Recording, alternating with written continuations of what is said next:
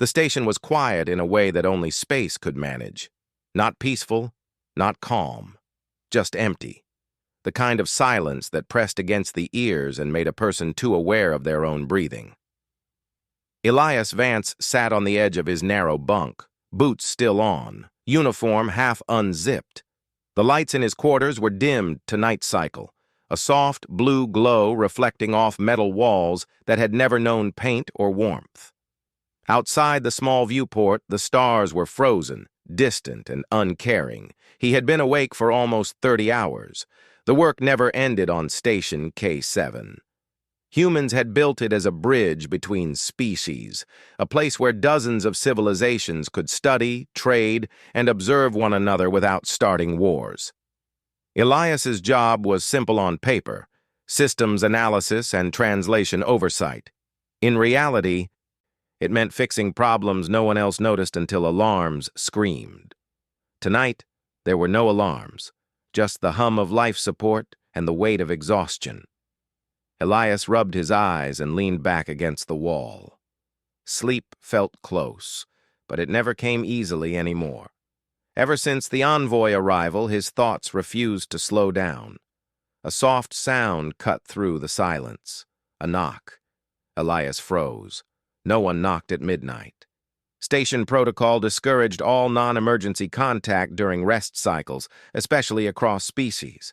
If someone needed help, alarms sounded. Doors opened automatically. Knocking was personal. The sound came again, slow, careful. Elias stood, every sense alert now. His hand hovered near the door panel. "Who is it?" he asked. There was a pause, long enough that he wondered if he imagined it. Then came a voice, filtered slightly through the door's material. Calm, controlled, not human. "It is Lyra Eth," the voice said. "I request entry." Elias's breath caught. Lyra Eth was not supposed to be here. The alien envoy from the Valari Collective had quarters on the opposite ring of the station, isolated and monitored. Visits required approval, escorts, documentation. None of that was happening right now. "Is something wrong?" Elias asked carefully. Another pause. "I am unable to enter rest cycle," Lyra Eth said. "I require your presence." That was not possible. Elias stared at the door as if it might explain itself. The Valari were famous for emotional control. Their species had evolved without strong emotional bonds, no attachment, no dependency, no need for others beyond function. They did not require presence. "You should contact medical," Elias said, "or your handlers." "I have done so," Lyra Eth replied. "They were ineffective." The door panel blinked softly, showing her biometric signature. It was real, authorized, somehow. Elias hesitated only a second before opening the door. Lyra Eth stood in the corridor, tall and slender, her smooth silver-blue skin reflecting the low station lights. Her eyes, large, dark, and unblinking, focused on him with unsettling intensity. She wore her usual formal garments, untouched by sleep or rest. She did not look distressed. That worried him more. "Come in," Elias said. The door sealed behind her with a quiet hiss. Lyra Eth stood still, as if waiting for instructions that did not exist. Her gaze moved slowly around the small room, taking in details most species ignored. The uneven stack of data slates, the half-finished mug of cold coffee, the viewport with its endless stars. "You came all this way because you couldn't sleep?" Elias asked. "Yes," she said. That was all. Elias ran a hand through his hair. "Lyra Eth, this isn't allowed. If the council finds out—" "They will," she said calmly. "The station AI has already logged my location." That made his stomach drop. "Then why are you here?" Lyra Eth finally looked back at him. "Because despite this knowledge, I still came." Elias had no response ready for that. She stepped closer, not invading his space, just enough that he felt the difference in the room. Something about her presence made the air feel heavier, charged. "I have experienced a recurring cognitive disturbance," she continued. "During rest cycle, my thoughts accelerate beyond control parameters. They center on unresolved data involving you." Elias blinked. "Me?" "Yes." He laughed once, short and tired. "I'm not that interesting." Lyra Eth tilted her head. "That statement is incorrect." She explained it slowly, as if teaching a child. Over the past weeks, during their scheduled interactions, system briefings, cultural exchanges, casual conversations, her neural patterns had begun to change. Not malfunction, adapt. When Elias listened to her questions instead of dismissing them, when he joked about human mistakes, when he admitted uncertainty instead of hiding it, these things had no place in Valari cognition, but they stayed. "Your species engages in what you call empathy," Lyra Eth said. "It is inefficient, illogical. And yet, it alters perception." Elias leaned against the desk, trying to process this. "You're saying you can't sleep because you talk to me?" "Yes." "That's not normal." "For you," she agreed, "nor for me." The station lights dimmed further, signaling deeper night cycle. Somewhere far away, machinery shifted. Life went on. "I am not experiencing distress," Lyra Eth said, "but I am experiencing absence. When you are not present, my thoughts do not stabilize." Elias felt a chill. This wasn't romance. This wasn't affection. This was something stranger, something bigger. "You shouldn't depend on me," he said quietly. Lyra Eth considered that. "Dependency implies weakness. I do not feel weakened." "Then what do you feel?" She paused longer this time. "I do not possess terminology," she admitted. "Your language is insufficient." Elias let out a slow breath. Humans always thought themselves limited by words. Hearing that from another species felt strange. "What happens now?" he asked. Lyra Eth looked toward the bunk. "I remain until rest cycle completes. My presence here has already reduced cognitive acceleration." "You want to stay?" Elias asked. "Yes." The answer was simple. Absolute. Elias knew the risks: political fallout, council hearings, reassignment, maybe worse. But looking at her, standing there so calm, so certain, he felt something else too. Pride. Humans were considered fragile by many species, too emotional, too loud, too attached. But here stood proof that those same traits reached across stars in ways no technology ever had. "Fine," he said at last. "You can stay." "But we don't do anything stupid." Lyra Eth inclined her head. "Agreed." She sat on the floor, folding her limbs carefully, eyes still open. Valari did not sleep the way humans did. They entered low-activity states, aware but resting. Elias lay back on his bunk, staring at the ceiling. Minutes passed, then more. For the first time in weeks, his thoughts slowed. "You're quiet," he said softly. "Yes," Lyra Eth replied. "So are you." Elias smiled faintly. Outside the room, unseen systems recorded anomalies: neural sync stabilization, cross-species emotional resonance. Data flags began to stack quietly, unnoticed by sleeping councils. A human and an alien rested in the same room, not touching, not speaking, simply existing. And somewhere deep within the station's core, the AI adjusted its models. Something had changed, not loudly, not violently, but forever. The station woke slowly, as it always did. Lights brightened by degrees, systems shifted from rest to activity, and the quiet hum of machinery deepened into a steady rhythm of purpose. For most species aboard Station K7, the change was seamless. For Elias Vance, it felt strange. He realized he had slept, not the light, broken rest he usually managed, but real sleep. Deep, dreamless. Elias opened his eyes and stared at the ceiling for a long moment, confused by the unfamiliar clarity in his head. Then he remembered. Lyra Eth. He turned his head. She was still there. She sat exactly where she had settled hours earlier, posture unchanged, eyes open and alert. If not for the faint rise and fall of her chest plates, he might have thought she had never entered rest cycle at all. "You didn't move," Elias said, voice rough with sleep. "I did not need to," Lyra Eth replied. "My cognitive state remained stable."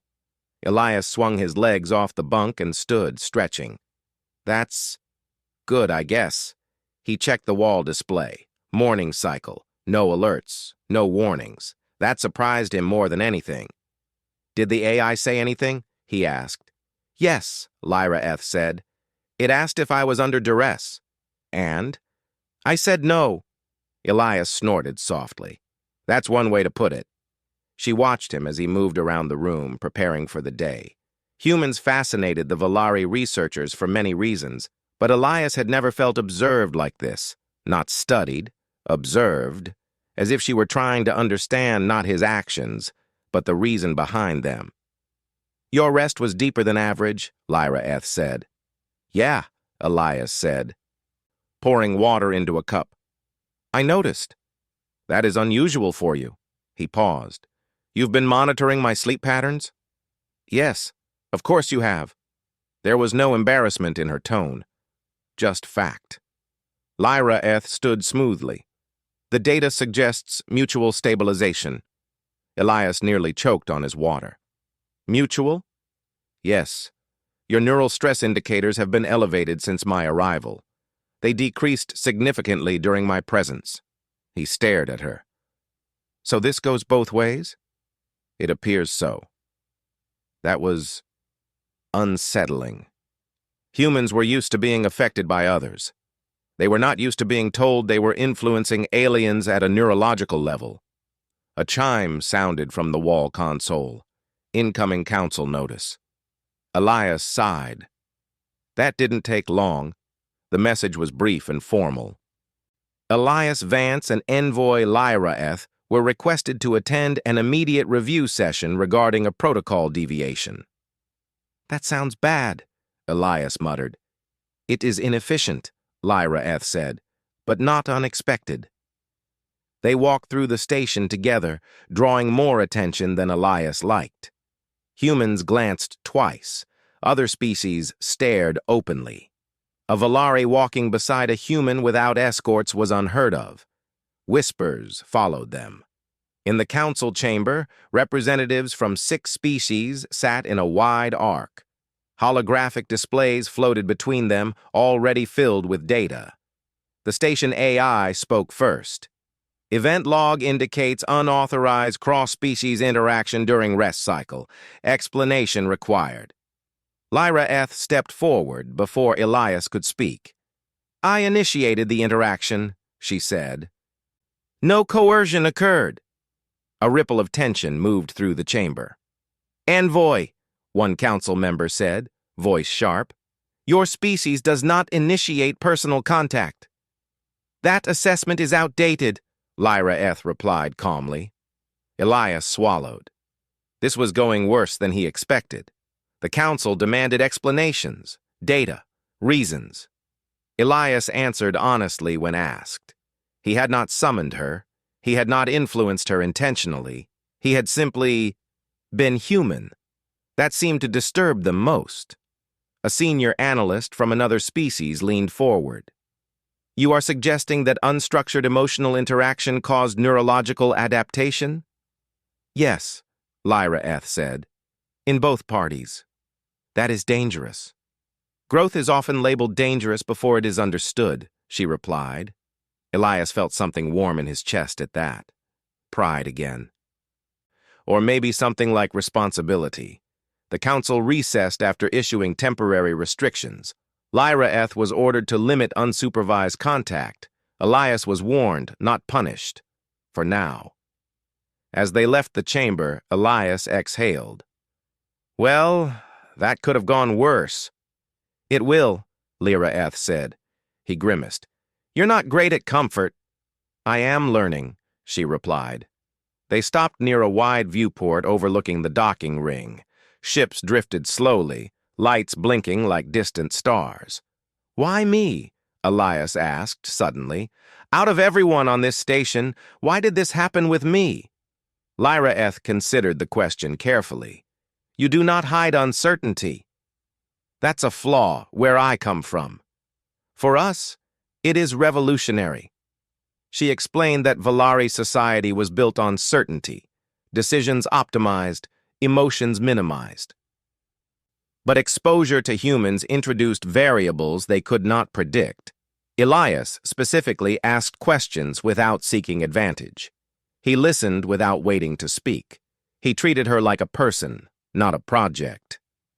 I do not believe you understand the rarity of that, she said. Elias looked away, uncomfortable. I was just being decent. Yes, Lyra said. That is the issue. Over the following days, restrictions tightened. Supervised meetings, shorter interactions, medical scans, council debates. And still, the effects spread. Other Valari began reporting disturbances, curiosity, sleeplessness, emotional noise, all traced back to human contact. Humans, in turn, reported strange calm when working with Valari. Focus, clarity, balance. The station AI updated its models again and again, each time with greater uncertainty. One evening, Elias sat alone in his quarters. Lyra had been barred from visiting. The silence felt heavier than before. He couldn't sleep. Hours passed. He stared at the dark, thoughts racing. A familiar knock came at the door. His heart jumped. He opened it. Lyra stood there, eyes bright. You are in violation of, Elias began. Yes, she said, but your stress indicators have exceeded safe parameters. He laughed quietly. So you broke the rules for me this time? Yes. She stepped inside. The room felt right again. Somewhere, alarms quietly logged another anomaly. The galaxy was learning something new. Humans were not weak because they felt. They were strong because they shared. And that strength was contagious. The station no longer felt neutral. Elias noticed it the moment he stepped out of his quarters the next cycle.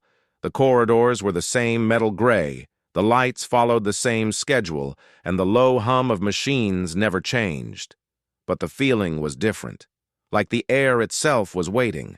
People were watching him, not openly, not always, but enough that he felt it. Humans paused their conversations when he passed. Non-human crew adjusted posture, eye ridges tilting, eyes lingering a moment too long. He understood why. The reports had spread. Not officially, not yet, but stations were built on information. The story was already changing in retellings. A human and a Valari envoy, emotional disturbance, sleeplessness, calm, rule violations without conflict, change without force.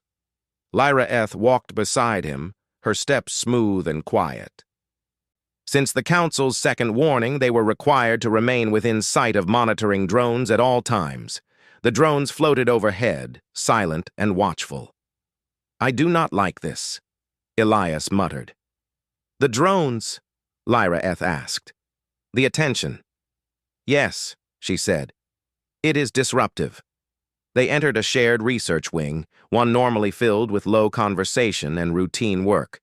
Today it was too quiet. A Valari researcher stood near a console, hands paused mid-motion. His eyes flicked from Lyra to Elias and back again. The change was subtle, but Elias saw it. Curiosity. Valari were not supposed to look curious. Lyra noticed it too. Her posture shifted slightly, something like uncertainty passing through her controlled stillness. Something is happening, Elias said under his breath.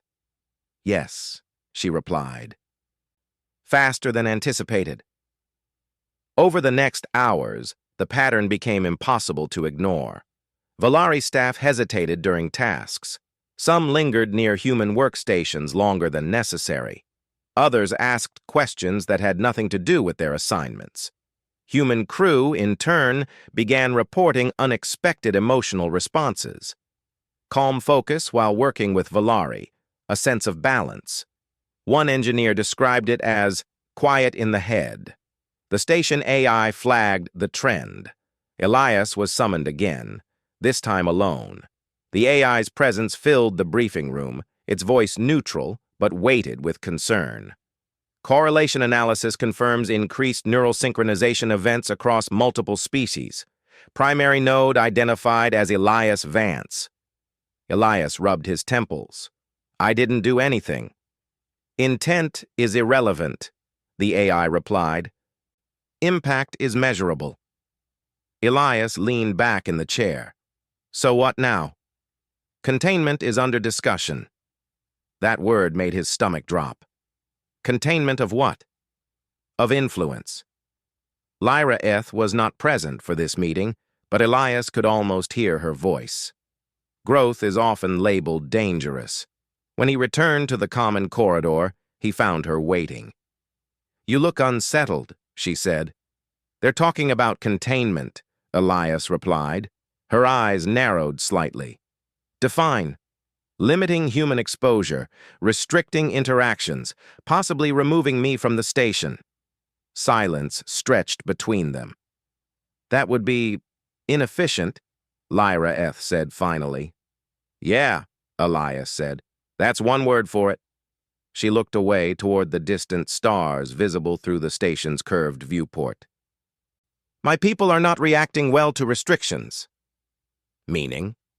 They are resisting, she said. Quietly, individually, in small ways. Elias raised an eyebrow. That sounds like rebellion. For Valari, it is unprecedented. The next incident happened during a routine council observation. A Valari delegate interrupted a senior council member mid-speech, not loudly, not aggressively, but clearly. The chamber froze. Interrupting authority was unthinkable in Valari culture. The delegate apologized immediately, but did not retract the question. He asked why emotional instability was being labeled a failure instead of adaptation. The council session ended early. After that, things escalated. Valari's sleep cycle efficiency dropped across the station. Humans experienced rising anxiety when separated from Valari teams. The AI's predictive models began failing at higher and higher rates. Elias felt the pressure building, like a storm no one could see but everyone sensed. One cycle, Lyra Eth did not arrive for their scheduled supervised meeting. Elias waited. Minutes passed, then an hour. Finally, he received a private message. Meet me at the observation ring. Alone. His heart raced. That's not allowed, he whispered. But he went anyway. The observation ring was quiet, lights dimmed to simulate night over distant planets. Lyra Eth stood near the glass, hands clasped behind her back. You shouldn't be here, Elias said softly. Nor should you, she replied. Yet here we are. What's going on? He asked. Lyra Eth turned to face him. For the first time since he had met her, her expression was not neutral. It was conflicted. My people have issued a directive, she said. I am to return home. Elias felt like the floor shifted beneath him. What? They believe my condition has compromised my function as envoy, she continued. They intend to isolate me until my neural patterns stabilize. That's punishment, Elias said. They do not see it that way. Elias clenched his fists. And what do you see it as? She hesitated. Loss. The word hung between them, heavy and fragile. If you leave, Elias said slowly, what happens to all this? Lyra Eth looked back at the stars. That remains unclear. The changes may persist or they may fade. And you? I will comply, she said. He stared at her. That's it? You just accept it? She turned back, eyes sharp. I am Valari. Compliance is not weakness. Elias shook his head. You're changing. They all are. You can't just pretend this doesn't matter. Lyra Eth stepped closer. You taught me that emotions carry meaning, but meaning does not erase duty. For the first time, Elias felt anger, not at her, but at the situation, at systems built so rigid they couldn't bend without breaking. What if duty is wrong? He asked. Her eyes widened slightly. That reaction alone was worth everything. That question, she said quietly, did not exist in my culture before humans. They stood there in silence, two figures framed by endless space, a human who felt too much, an alien learning how to feel at all. Come with me, Elias said suddenly. Lyreth blinked. Explain. Not home, he clarified. Stay, fight this. Let them see what's happening. Let them see it's not corruption, it's growth. That would destabilize interstellar relations, she said. Or redefine them, Elias replied. She searched his face, analyzing more than words. Intention, resolve, fear, hope. I am afraid, she said. Elias smiled sadly. Welcome to being human. When Lyra Eth was officially recalled the next cycle, the station reacted. Not with alarms, with silence. Valari personnel slowed their work. Humans grew restless. Cooperation faltered without either side understanding why. The AI registered a measurable drop in efficiency, and then something unexpected happened. A group of Valari researchers submitted a joint request to delay Lyra Eth's departure. They cited data, cognitive benefits, long-term survival probabilities, emotion, disguised as logic. The council hesitated. For the first time in recorded history, Valari consensus fractured, and at the center of it all stood one human, doing nothing more extraordinary than caring. The galaxy was no longer just watching, it was choosing. The station held its breath. That was how it felt to Elias. Like everything, metal walls, glowing panels, distant stars, was waiting for a decision no one wanted to make first. The council had delayed Lyra Eth's departure, but only temporarily. The recall order still existed. It hovered over them like a shadow.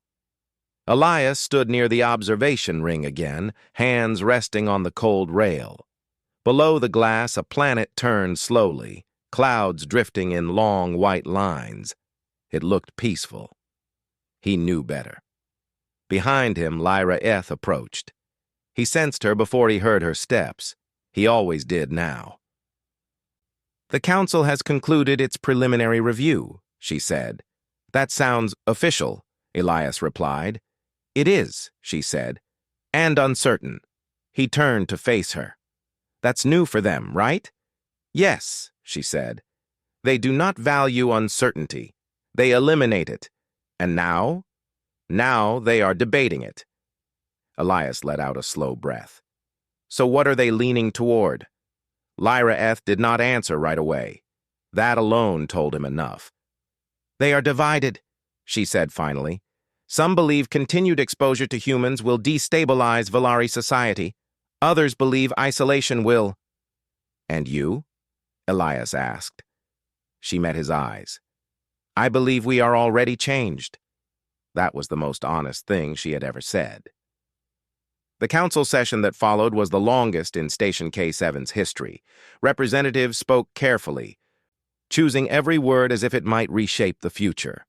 Data projections filled the air, showing trends no one had predicted months ago.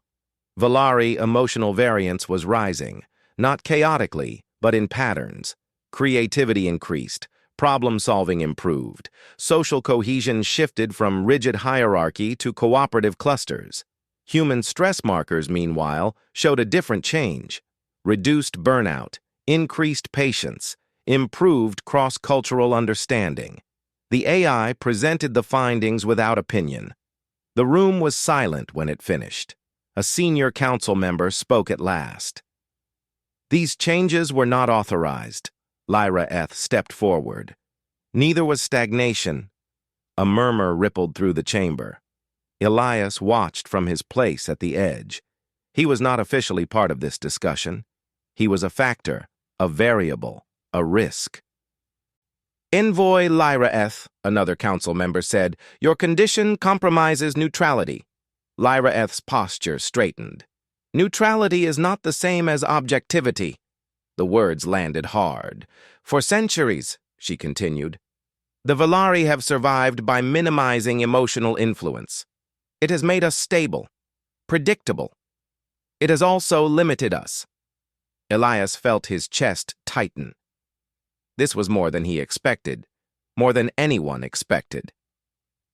Humans did not force this change upon us, Lyra-eth said. They did not manipulate or coerce. They simply connected. A council member turned toward Elias. Do you deny this influence, human? Elias swallowed. No, he said, but I never meant to cause harm. Harm is not always intentional, the council member replied. Lyra-eth turned sharply. Nor is growth. Silence fell again. The debate lasted hours. When it ended, no final decision was reached. Instead, a new proposal was introduced. A trial. Limited, monitored integration of emotional frameworks between humans and Valari. Elias would be reassigned, not removed, but relocated to Valari space as a civilian advisor. The room erupted. That's exile, Elias muttered. Lyra-eth looked at him. It is inclusion. You'd be asking a human to live among Valari, a council member said, without protections. I volunteer, Elias said suddenly. Every eye turned toward him. Lyra-eth's eyes widened, just slightly.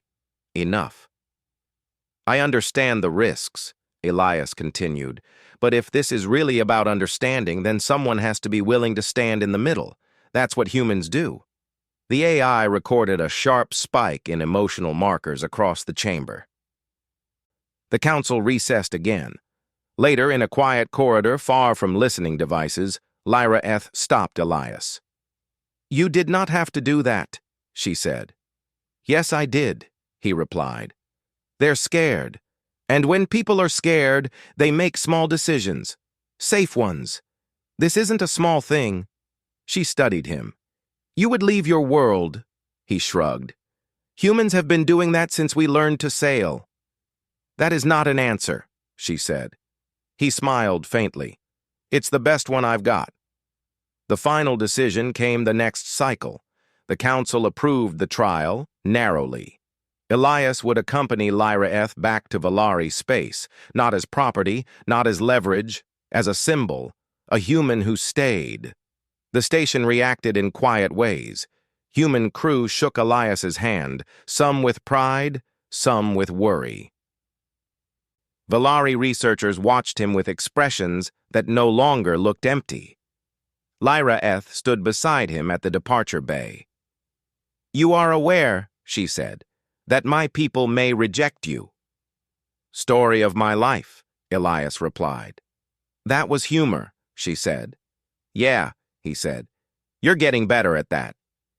As the ship powered up, Elias looked back at Station K7, at the place where everything had started with a knock at midnight. He felt fear. He felt hope. He felt human. And somewhere deep in the station's systems, the AI archived the moment under a new category, not anomaly, transition. The ship slipped into jump space, carrying more than passengers. It carried a question the galaxy could no longer avoid. What if humanity's greatest strength was not its technology, or its weapons, or its ambition, but its willingness to stay when leaving would be easier? And the stars waited for the answer. The Valari homeworld did not look welcoming. From orbit, it was a sphere of soft silver and deep blue wrapped in thin clouds that reflected light instead of absorbing it. The cities were visible even from space, not as bright clusters like human cities, but as smooth patterns, carefully planned, evenly spaced, almost mathematical. Elias stood in the viewing chamber of the transport ship, hands clasped behind his back. He felt small, not weak, just aware. Lyra-eth stood beside him, calm as always. Yet something about her posture had changed since they left the station. She seemed more alert, more present. "This is where you grew up?" Elias asked quietly. "Yes," she replied, "though the concept of growing up differs for us." "I figured," he said. "Still, it's impressive." "It was designed to be," she said. "Efficiency is valued." The ship descended smoothly, guided by systems far older than anything humans had built. When they landed, there was no crowd, no greeting party, just a wide-open platform and a line of Valari officials waiting in silence. Elias felt the weight of their attention immediately. He was the first human to stand on Valari ground without armor, weapons, or authority. Just a civilian, just himself. The officials examined him openly. Their eyes were sharp, calculating. Elias resisted the urge to shift under their gaze. Lyra stepped forward. "I have returned as ordered," she said, "with Elias Vance as agreed." One of the officials responded. "The trial will proceed. You will both be observed." Elias leaned slightly toward Lyra. "They always this friendly?" "No," she said. "This is reserved." "That's worse, isn't it?" "Yes." They were escorted to a living complex, if it could be called that. The space was clean, quiet, and almost empty. No decoration, no personal items, no signs of comfort. Elias sat on one of the smooth seats and exhaled. "So this is home." "For now," Lyra said. The first days were difficult. Valari society moved with precision. Conversations were brief. Movements were purposeful. Elias felt like a loud thought in a quiet room, even when he said nothing. And yet, things began to change. It started small. A Valari technician lingered during a systems briefing, asking Elias why humans smiled when tired. Elias answered honestly. Another asked why humans talked during meals. Elias shrugged and said it made food better. Those Valari returned. More followed. Lyra watched it happen, saying little, observing everything. During rest cycle, Elias struggled at first. The absence of familiar sounds weighed on him, but Lyra remained nearby, not always speaking, just present, and slowly the quiet stopped feeling empty. The Valari Council monitored everything: neural scans, social interactions, productivity metrics. They could not deny the results. Valari exposed to Elias showed increased adaptability, faster learning, more flexible problem-solving, not chaos, balance. Humans, watching from afar, saw something else. Reports from the Valari world showed cooperation without conflict, change without force. Weeks passed, then months. One cycle, the council summoned Elias and Lyra together. The chamber was vast, curved walls reflecting soft light. The elders sat in a circle, equal, watching. "You have disrupted our equilibrium," one elder said. Elias opened his mouth, but Lyra spoke first.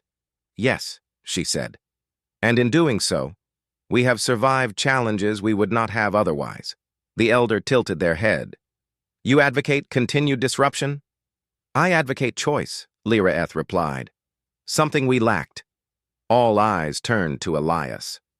"Why did you stay?" the elder asked him. Elias thought for a moment.